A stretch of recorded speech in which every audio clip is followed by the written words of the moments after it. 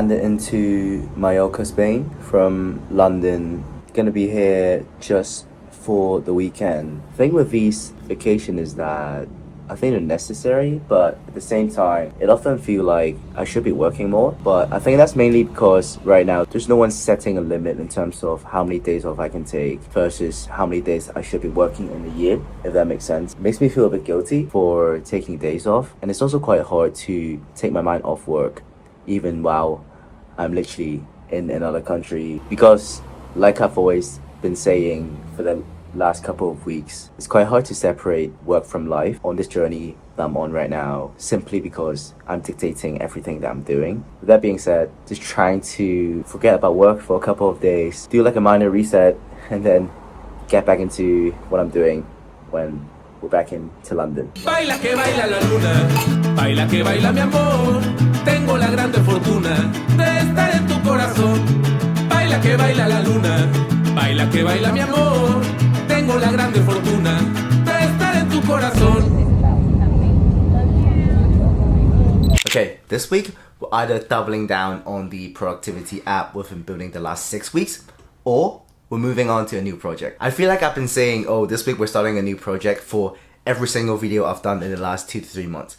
But that's not true. I feel like some of you came here 2 months ago when I was learning coding, some of you came last month when I was building the social app, and some of you came today, in which case you don't know who I am. So once and for all, let's do a quick speed run of what I've been doing since I quit my job. Start of April, I quit my management consulting job. I wanted to take about 12 to 18 months to explore different startup ideas. I also started learning coding from scratch that month, as well as building out an AI chatbot tool for content creators. I actually discontinued that after just like a week or two, and then comes May. I was a bit sad because I didn't know what to build, so this month was just mainly me learning more coding. At the end of the month is when I came across my next idea, which is Matcha, the social app. Matcha was an old idea I have when I was still working in consulting. Back then, I told one of my friends I wanted to do this social app that basically helps people in a big city meet more like-minded people socially. My friend, after a year, ended up bringing another friend on board, so 3 of us started working on Matcha in May. June was full-on just building Matcha. I actually built out a prototype of the app, even though it looks a bit crappy, and we also did 2 in real life events,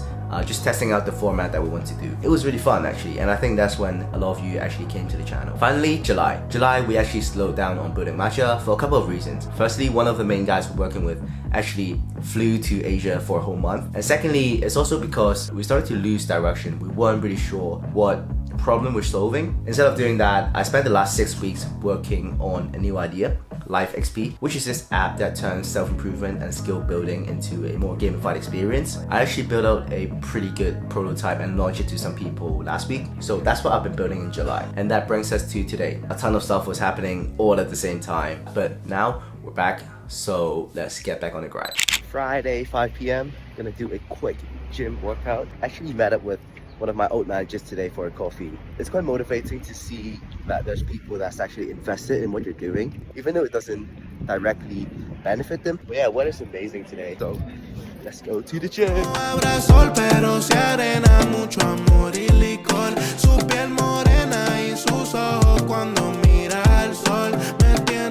It's been roughly 3.5 months since I quit my job, and one thing I've recently realized, you really have to be a bit delusional. You have to have that sort of delusional self-belief to even be doing what you're doing and to succeed at this path. I remember reading this Sam Altman article a few years back. If you don't know Sam Altman, he's the CEO of OpenAI. But I read the article a few years ago when OpenAI wasn't a thing. The article was titled How to Be Successful. And one thing I really remembered was he mentioned that you have to have this sort of delusional self-belief to be able to be a really successful founder. Reason being, to be a successful founder, you have to, by definition, be doing things that most people think are crazy, and a lot of people will reject you against. At the same time, you're going to be failing multiple times. And the only way you can keep going, you have to have this sort of delusional self-belief. This is something I really only started to internalize this month because of how hard everything is. And another thing from that article that I mentioned that Sam Altman wrote was basically there's a quote: you always want to be working on a project that, if succeed, will make your whole life look like a footnote. Basically means that you always want to be working on something so big that if it worked out, anything that you've done before will just become like this tiny footnote when people talk about you. And that's basically what he's done, right? Even before OpenAI, Sam Altman was the president of Y Combinator, the most successful startup incubator in the world. And right now with what he's doing at OpenAI, his past experience at Y Combinator has simply became a footnote. What I've just mentioned, you really have to live it and experience it to really internalize it. Even though I understood the points that he mentioned on an intellectual level, it's only until you've actually experienced it yourself that you start to internalize what it actually means. When you say I'm sorry, it's melting me down. I say that's all sorrow. You correct that moon dies, leaving me to cry. I don't know why. One day you're my guiding star. Next day I don't know who you are. But when you say I'm sorry. So after struggling for 2 days, I think I've finally decided to move on from this project. I would rather quit something early than spend months working on it only for it to not really go anywhere.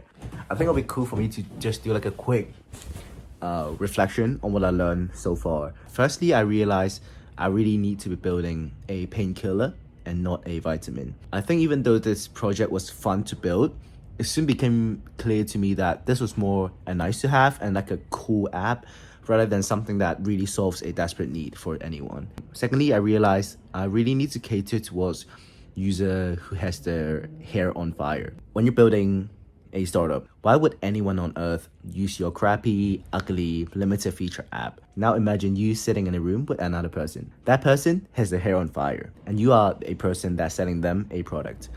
What would they want? Ideally, it'd be something like a bucket of water. That would be the perfect product. But no, you don't have a bucket of water. All you have is a brick. Now, what would they do? They would still come and buy your brick.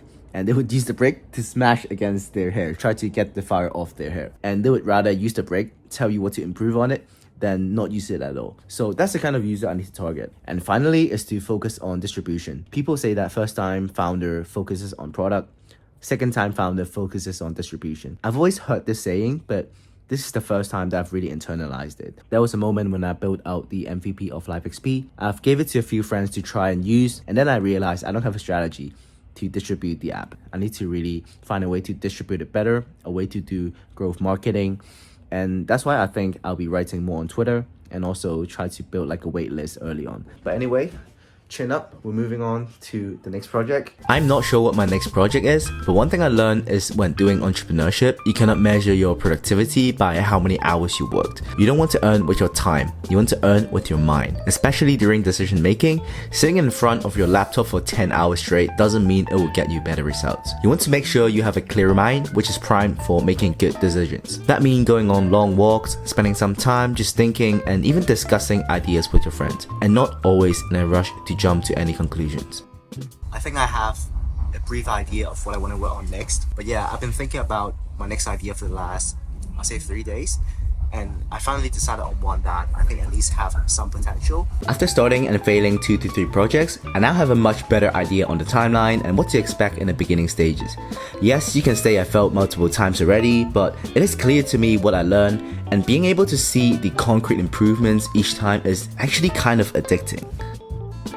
One of the most important lessons I learned in the last month or so is importance of momentum and how to build it, especially in the early stages where it's so hard to get any sort of result and you have to keep grinding without seeing any significant progress. In life, you are either in a upward spiral or a downward spiral, and you always want to be the one that keeps winning. I was sort of like stuck in this place where I wasn't really having any momentum. I was sort of slowly spiraling downwards. Momentum is built by small wins. Think of it as like a snowball effect. You start off with a really, really small win, and then you snowboard into a bigger one, and then a bigger one, and then you sort of like scale it up until eventually it becomes like a flywheel that sort of just keeps itself going. And the trick here is to understand that what counts as a small win is defined by you. Theoretically speaking, anything can be a win. I have this evening journal that I write every single night. So I've started implementing a small win section every night before I sleep. I write down like 3 small wins I've had that day, and that sort of just keeps reminding me of the progress I'm having that day. So they can be as small as I went to the gym, or as big as I implemented a new feature, or I launched a new startup. That really starts off small but snowballs into a much bigger momentum, which is so helpful, especially when you're doing something like building a startup. Yeah, second house. Suki. Look. Charlie XCA. No, 歌手唔係男歌手。 And no one cares about what you about to do, but ain't done yet. Saturday, actually nobody gonna really be paying work at the attention park. to days. Supposedly gonna take a chill one, but I think when inspiration hits, you just gotta go with the flow. So yeah, gonna be working today. Whenever I'm stuck in a rut or feel like life is getting a bit too boring, I ask myself a question. How can today be an adventure? This forces me to think outside the box and do things slightly out of my way to make my day much more exciting and fun. For example, by the end of this week, I'm feeling a bit uninspired. So I asked myself, how can today be more of an adventure? What would an adventure look like? Definitely not me sitting in my room at my desk staring at the screen, but something as simple as going to a park, sitting on the grass under the sun, co-working with my friend, can be an adventure. Suddenly it feels fun, even though I'm essentially doing the same thing. Just by reframing it and changing it up a little bit, I transform the whole experience. I'm in South Kensington doing a coffee chat with another founder. He actually reached out to me, so he might be watching.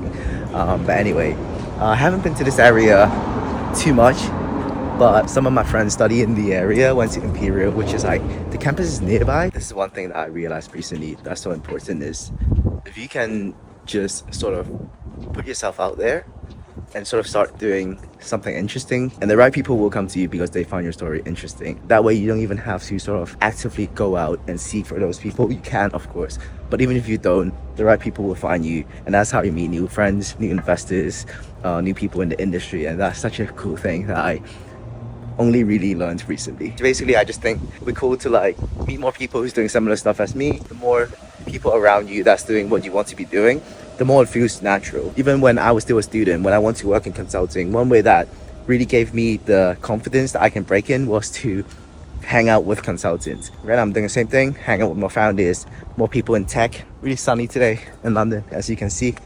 And yeah, happy Sunday.